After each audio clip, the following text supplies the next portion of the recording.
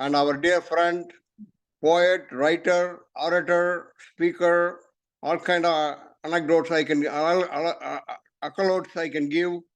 Jeya Maran from Atlanta will run this program, and I request all of you to listen at the end. We may have some time for questions. We have a special guest today.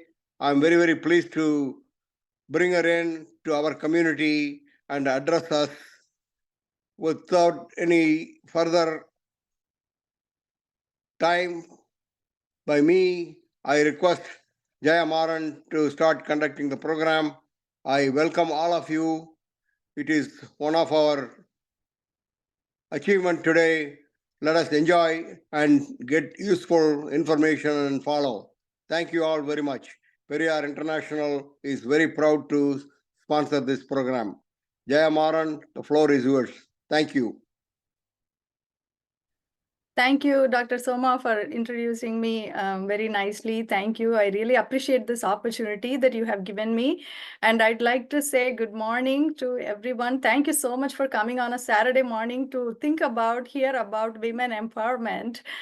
And yes, our special guest, multifaceted personality, Dr. Professor Pareen Somani is here. She will give a special speech. Before that, I'm just going to give a little introduction about women empowerment in Tamil Nadu. I'm just going to share my PowerPoint so that we can have some pictures along the way.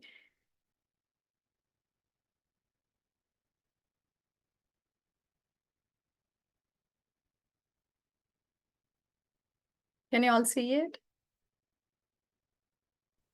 Okay. We sure can. Okay, thank you. Okay, so when we think about women empowerment, I'm going to talk about how women empowerment evolved when and all those, going to give a little history about that.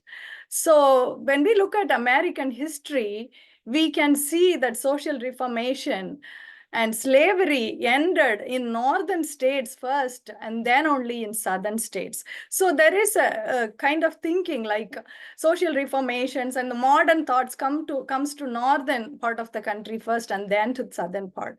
But in India, it was different. The southernmost state of Tamil Nadu talked about social reformation in the 1800s.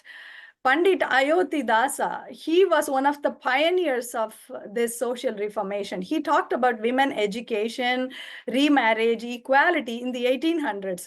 And the leaders with him, they started South Indian Liberal Federation, which later called as Justice Party.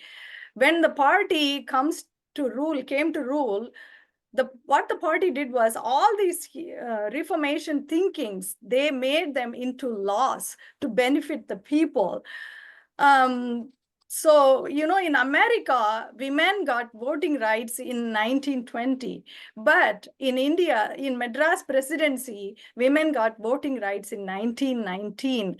And when the Justice Party came for its first rule in 1921, it made it even better. It let everyone, without any gender bias, participate in elections and compete for legislative assembly. Tamil Nadu saw its first woman doctor in 1912, Dr. Muthulakshmi. And because of Justice Party's new rule, she was able to compete and become the first woman in legislative assembly. She played a vital role in moving the bill to abolish the cruel Devadasi system. Our superhero, Tandai Periyar, was the backbone of all this social reformation.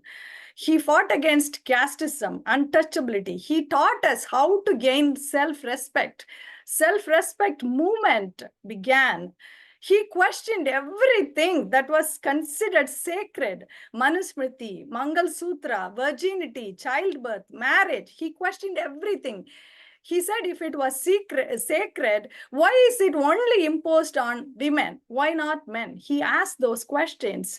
And he constantly wrote and talked to people. He traveled to villages and talked to people one-on-one, people who were illiterate. They were immersed with these rituals, superstitions, without knowing any meaning, which was completely spoiling their life, pushing them down in the line, and made them slaves. So he talked to them, and he wanted to bring them out of all those things and gain self-respect. He talked to women. He said, if someone says you are beautiful, do not ever believe them. They are telling you just to belittle you. Do not become the jewelry stands. He said, you need to study, you need to think, and you need to do social service. He said all that, not only to the society. He was an example. He brought his own wife, Nagamayar, and his sister, Kannamma, to the streets to fight for justice. So they both played vital roles and came and protested in Vaikam Satyagraha. This protest was happening to let the people who were called untouchables at that time, to let them inside the Mahadeva temple in Kerala.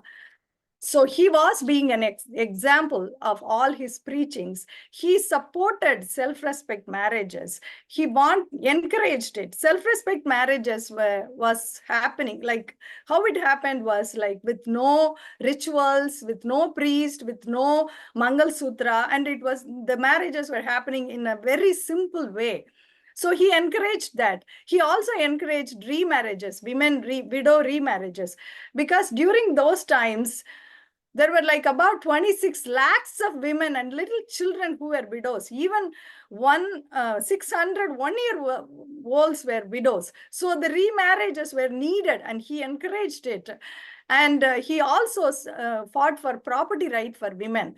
Not only preaching, he made it practical at that time. There was not even a law then, but he made it practical. On the self-respect marriage stage, he asked the man to write half of his wealth to his spouse. So he literally fought for everything.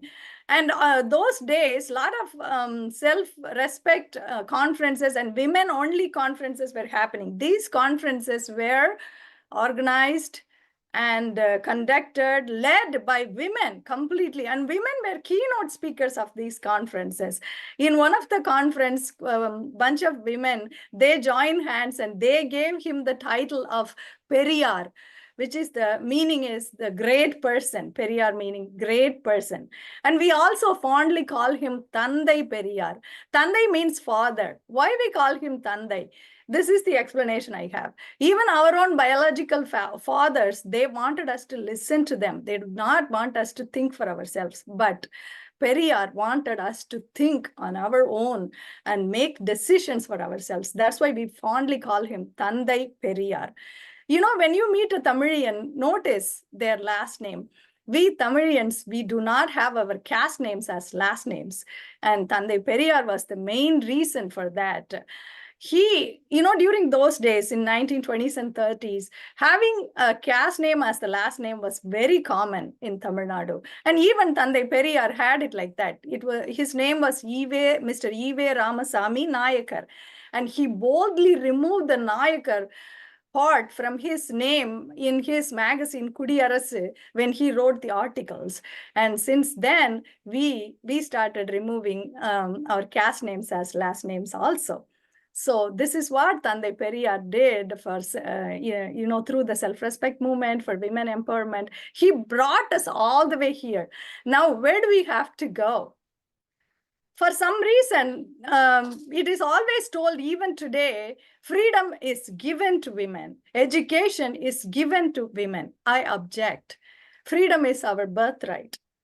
We have to have same education, same opportunities, same salaries as men. That should be available to us. We don't want to get it from anyone. But the world, that is the fact, but the world is still hesitating to accept the fact. That's why to fight, holding hands, lifting each other, supporting each other, becoming a great power, Shakti, and fight for our freedom, to make decisions for our lives, for our body, for our career, like men, without any hesitations or a second thought. Like Tandai Periyar said, we need to fight for equality and nothing but equality. Thank you.